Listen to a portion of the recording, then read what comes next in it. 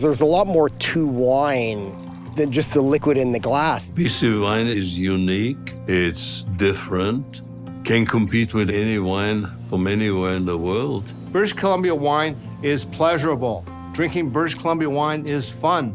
That's what wine's all about. It's about the people around you when you're consuming that wine. It's about where the wine comes from. It's about the identity of the winemaker and the soils. And I think it's great. No one ever regretted buying quality.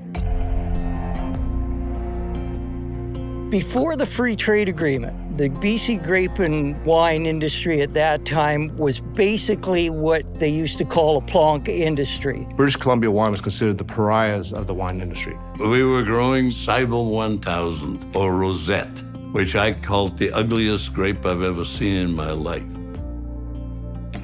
We weren't worried about the quality.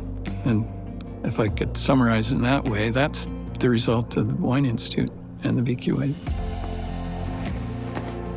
The grape growers were in a pretty cushy situation before the free trade agreement. Their crop was sold no matter how big it was. As a result of the free trade agreement, we went from 3,300 acres to less than 1,000 overnight. The industry was virtually gone. The success of the future, it wasn't selling Mountain Red. People didn't come down your road to quaff a jug of Mountain Red. Because quality was the only way to go. And getting rid of those hybrids helped us out of that trap.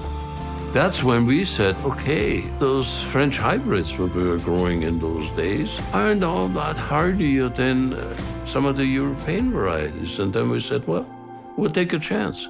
We yanked those out because it makes lousy wine. And consequently, we planted the vinifers.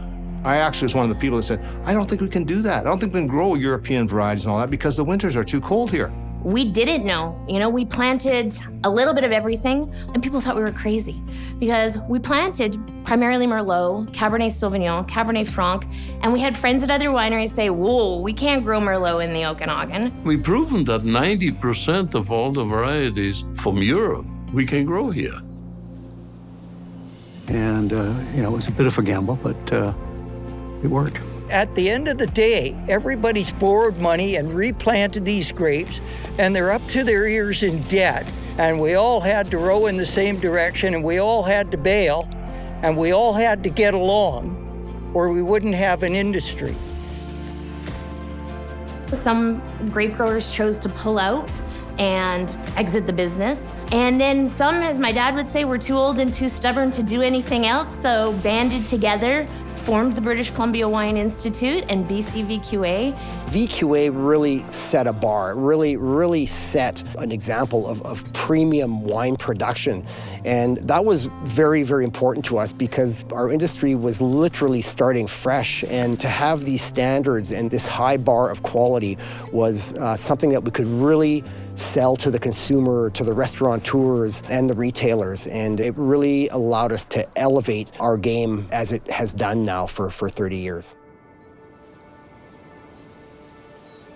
BC VQA set the table to allow better wines to emerge. VQA is your only assurance that that product is 100% British Columbia grown. It has to be 85% of that varietal. It has to be of that vintage. It's gone through a taste panel. Here is your assurance that this wine has no faults, is of quality.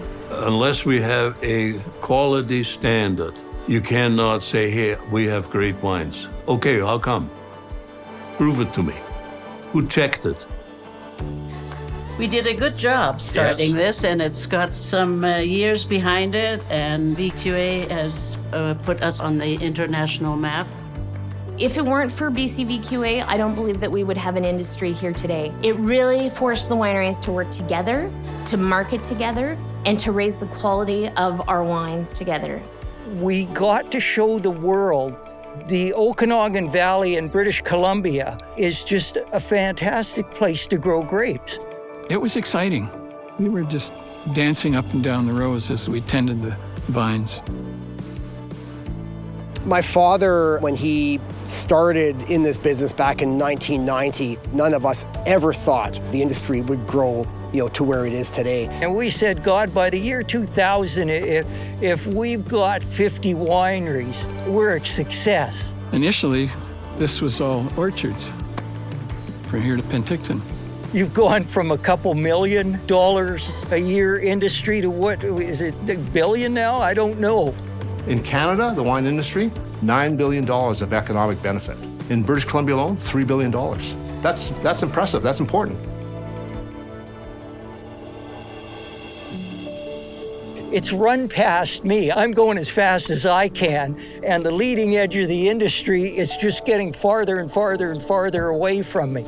I used to know every winemaker and every grower. Well, fat luck now. But that's not a bad thing. The growth that we've seen and the passion of people getting into this business is totally remarkable. I'm excited every time you open a decanter or a Wine Spectator and there's another British Columbia wine mentioned, because you know how much work went into that. And we are this little region that not as many people know of. It's just been a fun trip the whole way. Time rolls by, man. I don't know where those 30-odd years have gone, but every day has been like this. It's just a pleasure. The wines are getting better in quality, and 30 years from now, our wines will be even better quality than what they are today. If I live another 50 years, it'll always be new and different. That's the wonderful thing. The BC wine industry, if you're really into it, is not a profession. It's an obsession. I really love the life that it's created for us and our family. It's been fulfilling, rich, interesting, and I regret nothing. Here's to 30 years of VQA and hard work. And hard work is right. To my fellow directors, the ones that are still here and the ones that aren't, here's to us. And that's really damn good stuff. Does anybody want to taste?